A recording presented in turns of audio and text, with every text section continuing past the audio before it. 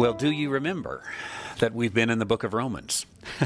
Seems like eons ago, but it was 3 weeks ago, I think, that we were in the book of Romans. And I said on Sunday I was coming into Romans chapter 4, but actually I got to finish up chapter 3 first. So this is what we're going to do, and I'm going to back up just a little bit so you can remember where we left off and try to put some of this together again. And it is Romans chapter 3, verse 19. For those of you who are here in the audience, sorry that you don't have a printed outline to look at. That's the devil in the copy machine is the reason you don't have one of those. But those are available online. If the devil is not in your copy machine at home, you can go print one. But nonetheless, Romans, the third chapter. I have. Let me just before I get into that, let me say that I think the common testimony about Romans is, oh, what a wonderful book it is. It's such a blessing. If that was the only thing I could take, I would take the book of Romans and I'd just be encouraged every day. And then my experience every time I've taught it, and there's been a number of times, although this is the first time I've taught it cover to cover. I have split it up into various portions to save my sanity. But I'm doing it cover to cover this time. My experience is always, it is some really, really tough stuff, especially if you're faithful to take it word by word and line by line for what it really says. If you just pick some of the highlight verses that we all know and could recite, then it's just this wonderful, encouraging, all things work together for good to those who love God and are called according to his purpose, and the Roman road and those, the kind of the peaks of it is wonderful, but it's just got a lot of, can I call it nitty gritty in here that is theological, foundational theology. And yet it sort of shakes up our theology and it sort of causes us to scratch our head a little bit. It's not an easy book, especially I think the first 5 chapters, through chapter 5, verse 11. And then it switches a little bit and I think gets a little easier. I may retract those words later. But these first 5 chapters, anyway, are somewhat difficult, though on the surface, again, it seems simple. So, getting back into the difficulty here, I want us to see Romans chapter 3, verse 19. Again, we have gone through some of this, but I want to get a running start at it. And in verses 19 and 20, it talks about this great problem that the world is faced. And he says, now we know that whatsoever the law saith, it saith to them that are under the law, that every mouth may be stopped and all the world may become guilty before God. Now this is a foundational element to his argument that he's going to give here, that whatsoever things the law saith, it saith to them who are under the law. And you remember as we talked about this, or just your basic Christian theology, those who are under the law are... Yeah, you're very close. You answered the intent of my question. But you did not answer the what I actually said. Who's under the law?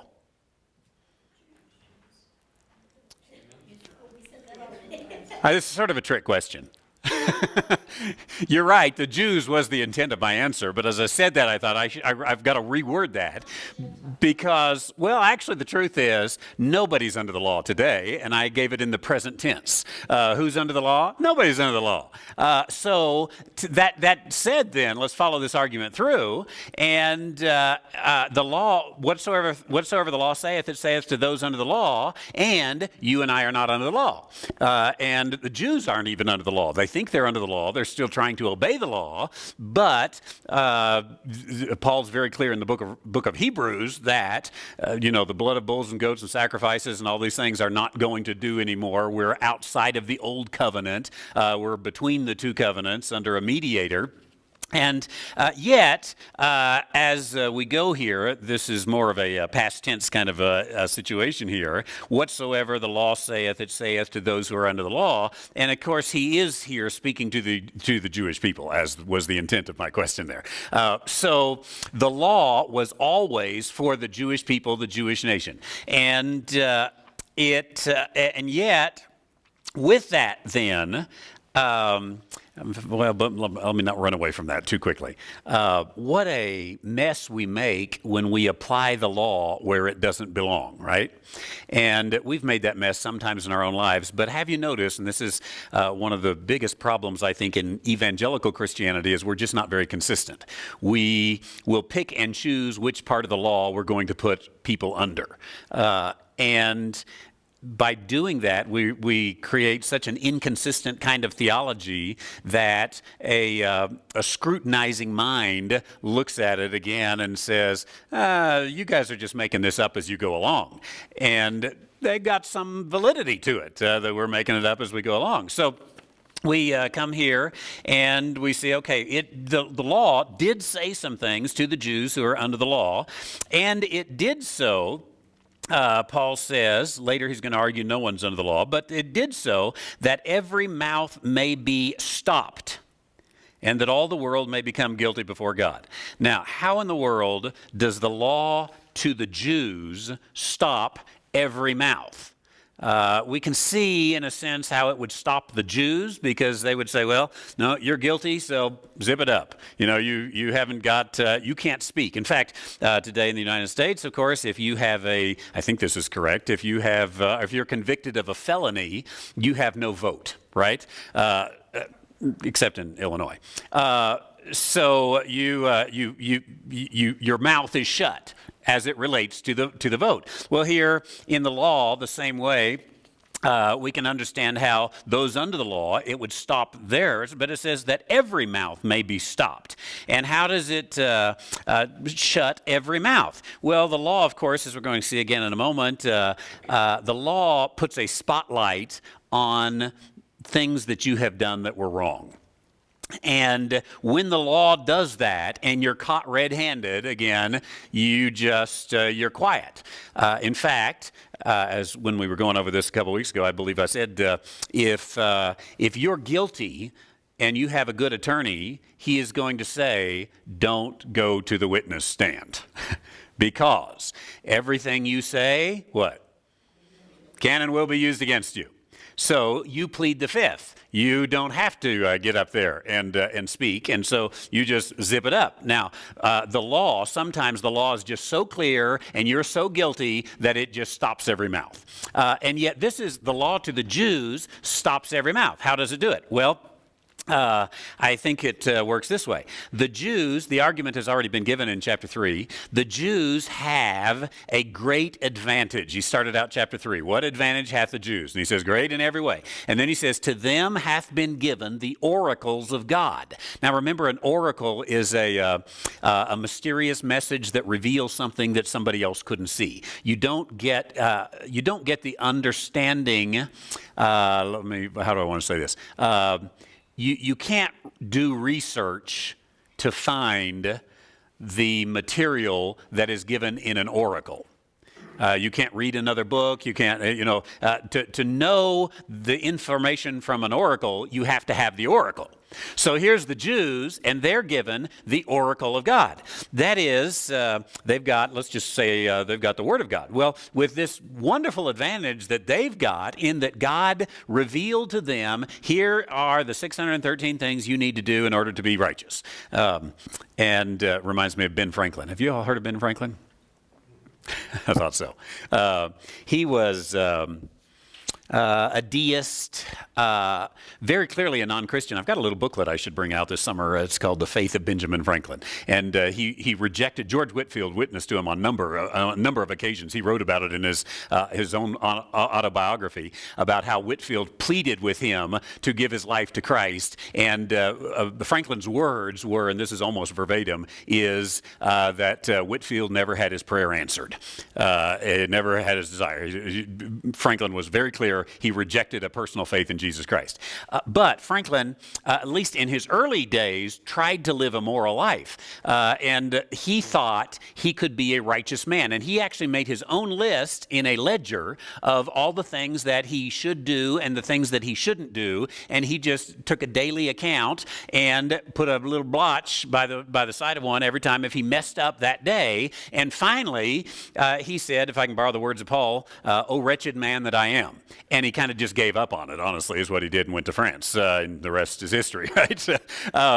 But Franklin tried that kind of righteousness. Well, here, Franklin made up his own list, honestly. But the Jews had the oracle of God. Here's 613 things you're supposed to do. What a tremendous advantage they've got. Now, again, it seems kind of simple when Franklin in his biography says, "Oh, this is simple. Just don't do these things." That's simple, isn't it? Yeah. On paper, it is simple. So the Jews have this great advantage of they know exactly what they're not supposed to do. Simple. Now carry it out.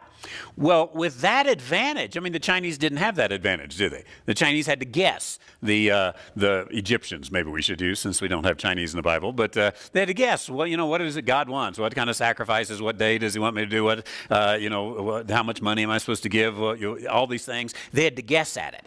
So this great advantage of the Jews. But with this great advantage of the Jews, they couldn't even do it.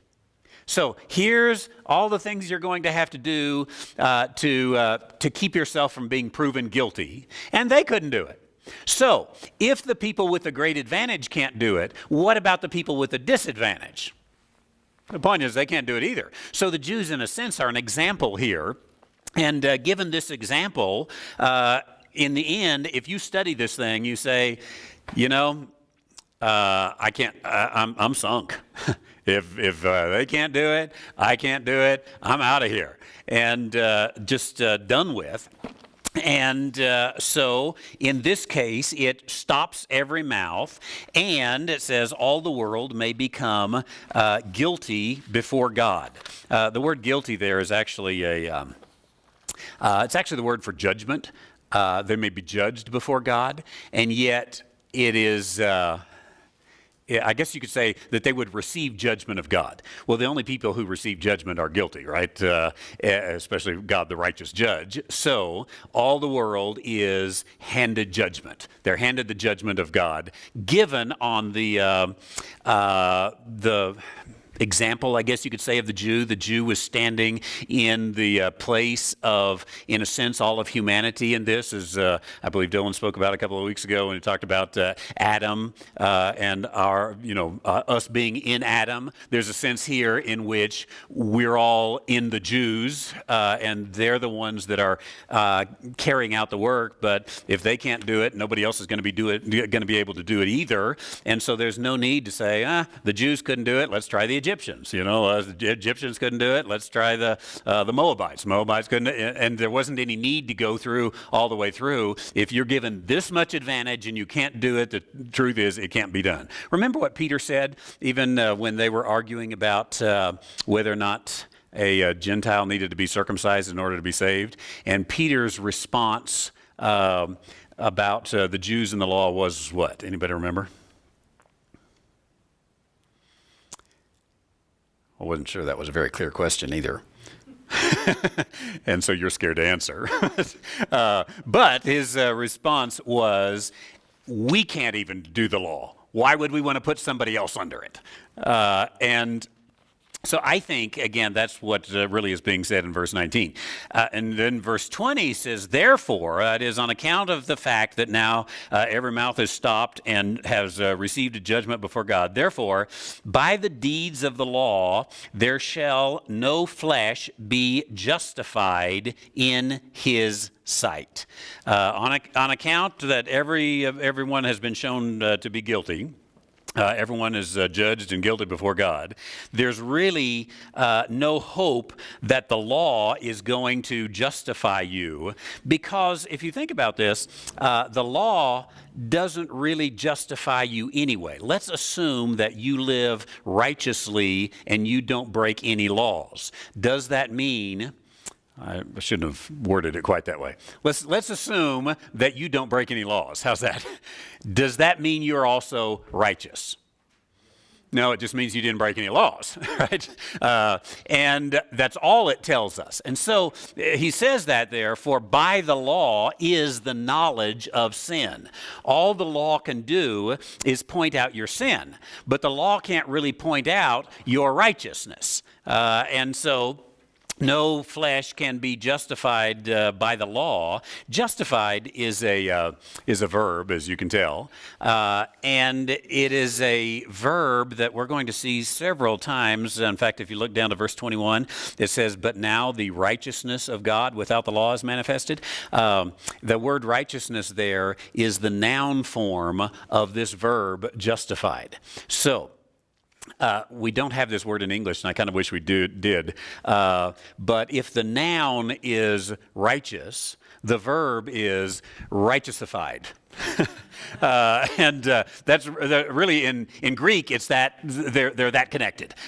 So again in verse 20, there shall no flesh be righteousified in his sight, because the law, again, all it does is bring a knowledge of sin, and it brought plenty of knowledge of sin, but it doesn't righteousify anybody. It doesn't justify anybody. And so the law just never showed righteousness. The only thing the law ever showed was sin, guilt. Yeah, you broke it. And if you think about this, in fact, Paul, and I think it's purposefully, when it gets in verse 19, it is the law, speaking of the Torah. But in verse 20, he just starts, if you're reading in Greek anyways, not in English, he drops the definite article and just says law. Law itself, anybody's law, doesn't justify anybody. All it ever does is show that you broke that law or you haven't broken that law. And it brings about, again, the knowledge of sin. In fact, one example I give, a historical example, I don't think I've given this one before. If I have, it's because I am now 52 years old and I can repeat myself if I want to. And a good number of you are older than 52 and you don't know if I'm repeating myself. So I used to be the pastor in Pampa, Texas. And Pampa, Texas is oil country. And in the late 70s, early 80s, people were making money hand over fist. Just unbelievable amounts of money was coming in. You might even say ungodly amounts of money. And it all stopped actually one day, in one day. Literally in one day. What it was called back in those days was white oil. White oil. Didn't have anything to do with me. I was purely innocent on all of the whole thing. But it was white oil. Now, what is white oil? Well, you put an oil well and you get oil, hopefully. But a byproduct is you also get gas. There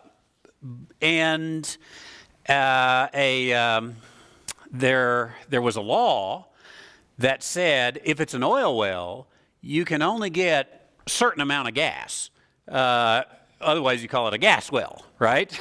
And so you can only get a certain amount of gas. So wherever there's a law, there's a loophole, right? So the people who had the oil wells, they put a little thing on their oil well that turned the gas into a liquid. And so it was called white oil. And so it's really not gas anymore. This is liquid, whatever, petroleum.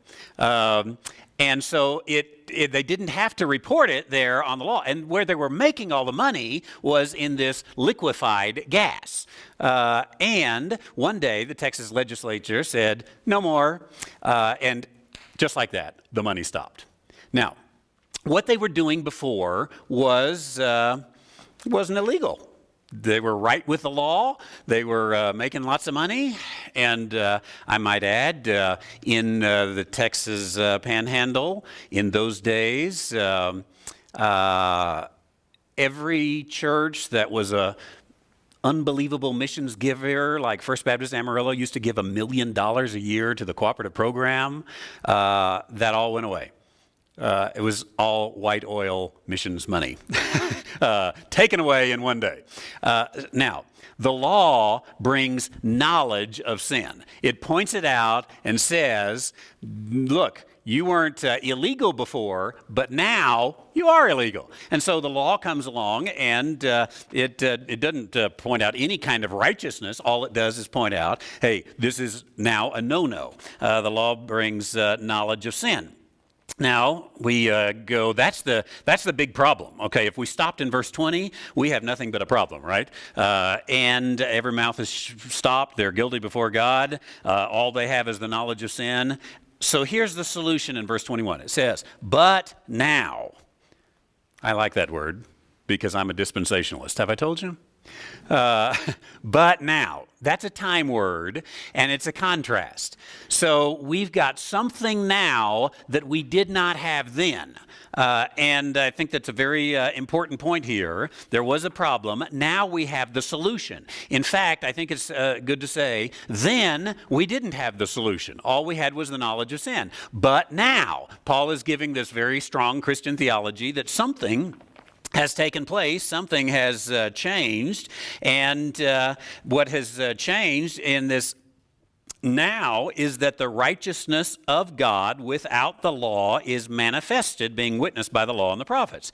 So much important stuff in that verse. Now the righteousness of God without the law is manifested. This is the day in which we live, in which this righteousness, noun, this thing, is manifested, made apparent, visible to us. Now, if he says, but now, we have to ask the question, and the best way to study the Bible is just ask a lot of questions of the text. And we would ask the question, well, hey, Paul, when did this take place? We've got this now. When did it happen? And it's a worthy discussion to talk about this because there are some non-dispensationalists who want to argue, they would have a hard time with this verse, but they want to argue, no, we've always been under this covenant of redemption and it's always been the same. God's always dealt with everybody in the same way. And so he, now goes all the way back to, just being kicked out of the Garden of Eden, and it's always been exactly the same kind of deal. But Paul says, no, but now. So then, many would say, well, he's talking about with the birth of Christ. But with the birth of Christ, did anything really happen? Christ was born of a woman, born under the law. So nothing really changed with the birth of Christ other than you have Christ now on the scene. Was it the death of Christ, the burial of Christ, the resurrection of Christ, the ascension of Christ? You can go through all these things, and you still see, I think, that you've got immediately after the resurrection, the faithful believers in the Messiah are still carrying out all their temple duties. They're still working under the law. So, but now, you have to ask that question, when was the righteousness of God without the law manifested?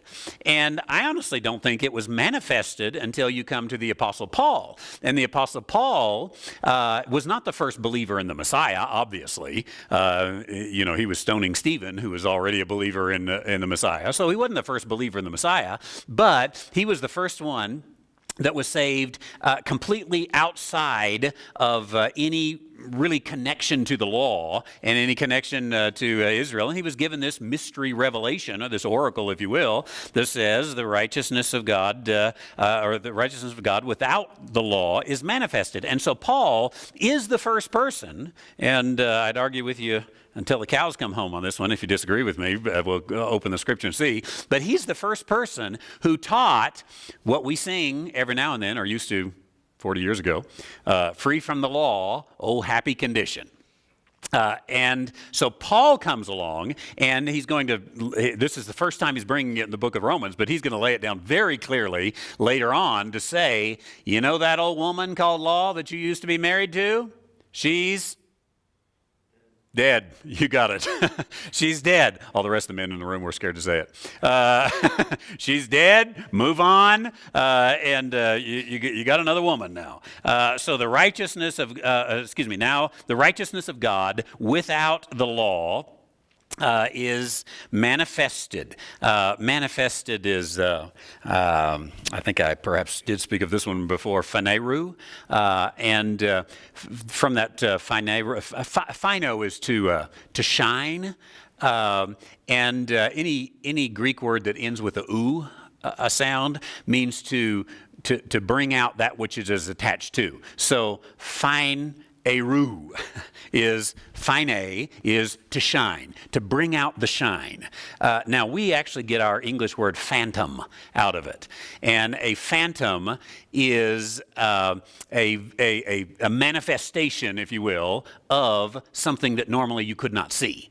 And so it comes from this idea that there is something there. He's not saying this is the first time it came about. He's just saying you couldn't see it. It wasn't manifested. So now the righteousness of God without the law is manifested, being witnessed by the law and the prophets. And very clearly, the law was speaking about the righteousness of God, wasn't it? And the prophets were speaking about the righteousness of God, but the righteousness of God just wasn't ever seen outside of the law. And then he speaks about it a little more in verse 22. Even the righteousness of God, which is by faith of Jesus Christ, unto all and upon all them that believe, for there is no difference. Now, verse 22 is an elaboration of what he has said in verse 22, this righteousness of God. And it's as if someone says, stop, Paul, explain a little more about what you mean about the righteousness of God. And he says, okay, this is the righteousness, and I see four things in verse 22. Let me tell you about this righteousness. First of all, this is the righteousness of God. It's not the righteousness of man, the righteousness of the church. It's the righteousness of God which has been manifested. And the righteousness of God has been manifested by what? Yeah, by faith of Jesus Christ. And I do think that King James has this right here when the King James says, by faith of Jesus Christ. Not faith in Jesus Christ, which some of you sinners have a Bible that might say that. But actually faith of, not faith in, is pretty clear in the Greek here. Though I understand where they get this from. I had someone school me on it this week, where these other translations came from. But I think the righteousness of God is correct. The righteousness of God by the faith of Jesus. So God's righteousness has been manifested by faith of Jesus. Now, I think what that means is the faith of Jesus displays to us the righteousness of God. Not our faith in Jesus, that's a good thing too, but the faith of Jesus. This is Jesus when, to use the words of Matthew, he could have called 10 legions of angels, but instead, all I can think of is the words of the song, not the words of the scripture, but instead he died for you and me. We'll paraphrase that. And the faith of Jesus when he's in the garden and he prays, if there's any way this cup might pass me by, let it be, yet not my will, but thine be done. Jesus has a faith that the Father's will is going to be done and the Father's will is the right thing to be done. And it is that faith that causes us to be able to see the righteousness of God. So the righteousness is the righteousness of God. It's the righteousness by faith of Jesus. And it is the righteousness unto whom? Unto all. So this manifestation of the righteousness of God has been unto all. But that doesn't mean that everybody is saved. That just means that the righteousness of God has been manifested to everybody. In fact, Jesus said something that I think is very appropriate as it relates to this. Remember when Jesus said, if I be lifted up, will what? Draw all men unto myself. That's right. Draw all men. So the faith of Christ is a part of the manifestation of the righteousness of God unto all. But it is upon whom? Verse 22. Yeah, all that believe. So it manifested unto all, but not on all or upon all. So it's only upon them that believe. So this righteousness, 1 is of God, 2 is by faith, 3 is unto all, and 4 is upon all of them that believe, for there is no difference. I think here he's talking about no difference between the Jew and the non-Jew. And this is really, again, a new thing because before Paul gets to but now, there really was a difference for the Jews. The Jews were set apart. They were the chosen people. And now he's saying, we're not in that era anymore. We're not in that day anymore. We're in this time when it's unto all them that believe. There's no difference. And then he says in verse 23, for all have sinned and come short of the glory of God. You know, I think that what you've got here is the glory of God really was the goal, I guess you could say, in the first place. And so the righteousness of God it was what was this the standard, the righteousness and the glory of God. I'm almost going to put those together as one. The righteousness and the glory of God was the standard, and yet the law, all it did was prove everyone that they needed to shut their mouth and not brag any. And so the glory of the God was the standard. By the way, how many of you have lived up to the standard of the glory of God? Waiting. In Texas, they have a newspaper called the Baptist Standard.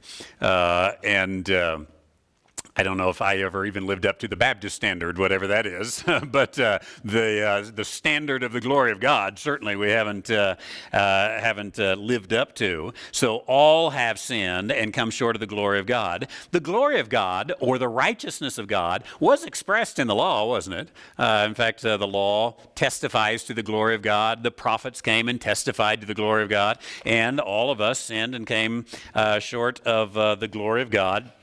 And then being justified freely by his grace. Now, justified, the noun you remember is what? Righteous. So the word here, I might remember what happens to a Greek word when you put "ou" at the end of it? It manifests, it presents, brings out. That's right. So phino is shine, bring out the shine. Now, this word justified is actually, the noun is dike, and dike is the word for righteous. And the verb here is dikeu. So it manifests the righteousness, if you will. So again, being justified, or that is the righteousness being displayed freely by his grace through the redemption that is in Jesus Christ. Really you have this beautiful issue here of he's saying, look, now it's not by the law anymore or by works of the law, but we are justified. If we're going to be justified, and it's not going to be by the works of the law, there shall no flesh in his sight be justified in his sight. So remember, in verse 20, the problem was you can't be justified by the law. In verse 24, you are justified freely by what? By his grace. And this is something that is newly manifested, justified freely by his grace through the redemption that is the work of Christ on the cross, through the redemption that is in Christ Jesus, whom, speaking of Christ, in verse 25, whom God hath set forth. God hath set forth to be a propitiation. You remember the days of sentence diagramming? Wasn't that fun? One of these days I'm going to do a sentence diagramming class because it's so good in interpreting the Bible. But the heart of a sentence is you have to have a subject and a verb, right? And here your subject is God and your verb is set forth. God set forth. And then you have This is why I haven't taught the class yet, because I don't know all my terminology. I'm going to call it a direct object. I may be wrong on that, so some grammarian can help me here. But the direct object is what receives, or this may be an indirect object, I don't know. It receives the action of being set forth here. So God set forth, and then what did he set forth? I want you to be careful with what you read, because the English translators have inserted a couple words that is easier to understand if you don't insert those words. Probably because you're reading a non-King James. God has set forth to be a propitiation. Is that what yours has, or does yours say? Yeah, after that. Oh, okay. So God set forth, again, drop to be for a moment. God set forth a propitiation. That's what the sentence says.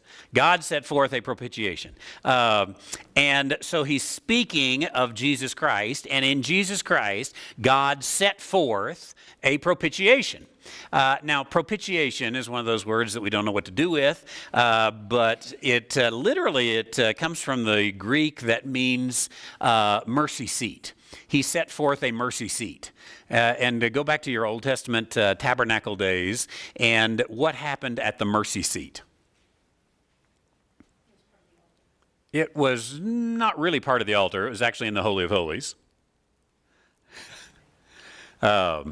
So they sacrificed on the Day of Atonement, for example. They sacrificed the lamb, and then they took the blood of the sacrifice on the Day of Atonement into the Holy of Holies, and they sprinkled the blood on the mercy seat. You got it. And in fact, in Hebrew, the mercy seat is called the kipperet.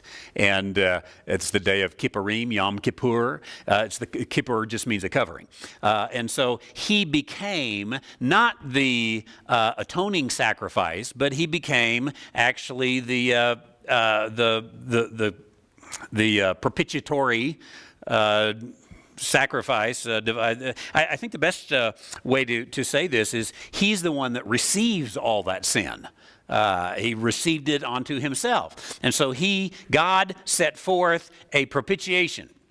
And in Christ, he did it through faith in his blood. That is to say, if you're going to have part in this propitiatory sacrifice, it is going to be, again, by faith in his blood. Now, they're different from verse 22 where it says of. Here it's very clearly faith in. And so we have faith in his blood. Now, the reason God set forth a propitiation is to declare. To declare what? His righteousness. There's a little bit of a challenge grammatically in that we don't know is his righteousness God's righteousness, or is his righteousness Christ's righteousness? And we could have probably some interesting little discussion, sometime sitting around a table or something on it. But the bottom line is Christ is God and the Father is God, and so. Just put all that together here. But this propitiation is to declare God's righteousness, Christ's righteousness, for the remissions of sins that are passed through the forbearance of God. How were Jews saved? How are Jews saved? How is anybody saved, past, present, future? It's got to be through that propitiation of this remission of sins in the past. Christ is declared righteous here. Verse 26, to declare, I say, at this time, his righteousness. And this is why I'm going to really lean towards Christ here on the his. To declare his righteousness, that he might be just and the justifier of him that believeth in Jesus. Now, here you've got that same word come up 3 times. And it is his righteousness, that he might be righteous, and the righteousifier of him that believeth in Jesus. I believe here, let me tell you what Young's Literal says. In verse 26, for the showing forth of his righteousness in the present time, for his being righteous and declaring righteous who is of faith in Jesus. A little difficult, but you see how they brought the word righteous out 3 times instead of just and justified. Now, through all of that then, I think you get the main point of it is The works of the law aren't going to justify you. In fact, all the works of the law ever did, first of all, they only did to those who are under the law. And secondly, all they did was prove that you hadn't broken the law. Still didn't prove you were righteous, just proved that you hadn't broken the law. And so you weren't righteousified by the works of the law. And so with this problem then, and everybody is guilty, now we've got this great day or dispensation in which the righteousness of God is manifested without the law, but rather paid for by the blood of Jesus Christ and given to those who place their faith in Jesus Christ. And God has set Jesus Christ forth as the propitiation in order to declare the righteousness of God, and declare, I think, goes very much in line with to manifest the righteousness of God. Now, come with that then, he has to stop in verse 27, and he says, where is boasting then? Would you like to boast? Your timing was bad, but go ahead and ask your question. In 26, you said you thought it referred to as was referring to Jesus, but just now you said his righteousness, God's righteousness. Yes, I am flip-flopping because it's a very hard thing to determine that his. Standard makes it sound like it's God. Read New American Standard. In verse 26, for the demonstration, I say, of his righteousness at the present time, so that he would be just and the justifier of the one who has faith in Jesus. So Jesus would be Right. the justifier and the one that you're... Right. When you factor in that which believeth in Jesus, it almost it does make it a little challenge to say that Jesus might be just and the justifier of him which believeth in Jesus. You would rather switch those around. Jesus would be just and the justifier of those who believe in him. You'd put that him on the end. Now, the challenge is I'm not sure the Greek is quite that obvious. I think the Greek can really go either way, and the English translators have had to make a determination. Yeah, and I don't have a problem with that. You can keep your preconceived notions. Very good. But the one thing you can't do is boast, right? Because if it's only the propitiatory work of Christ that justifies, then I don't have anything to boast about. So where is boasting? It is excluded. This is why I think it's so important for us to remember that old saying. It's not from the pages of Scripture, but by the grace of God go I, right? And I don't really have anything to boast about. What law can I boast of? What works can I boast of? Nay, by the works of the law of faith. I really don't have anything other than to say, I believed. That's the extent of it. Therefore, we conclude, verse 28, that a man is justified by faith without the deeds of the law. That's a fundamental piece of Christian theology that he is bringing forth there, that a man is justified by faith without the deeds of the law. This is all of this work, really. He's been talking to the Jews for 2 chapters at least here, and he wants to bring them to this point to say a man is justified by faith without deeds of the law.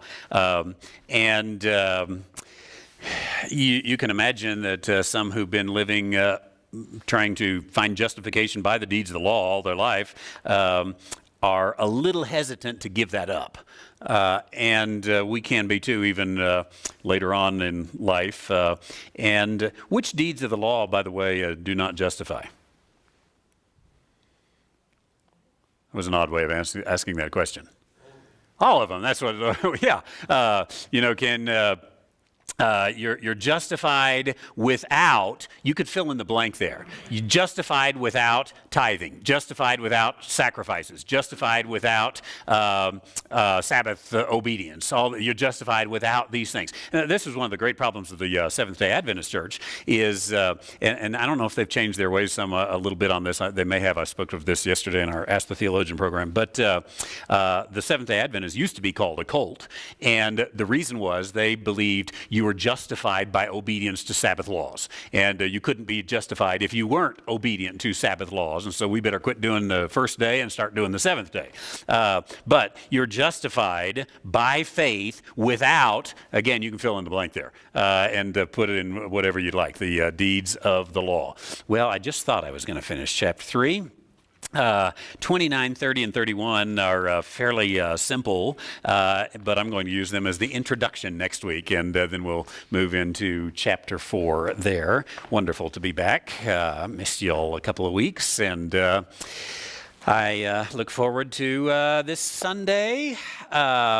Todd again will be teaching in the Sunday school hour on difficult Bible passages, and then I am going to actually set aside for a week the 30 Things About Jesus series and preach a Memorial Day sermon. So, come one, come all.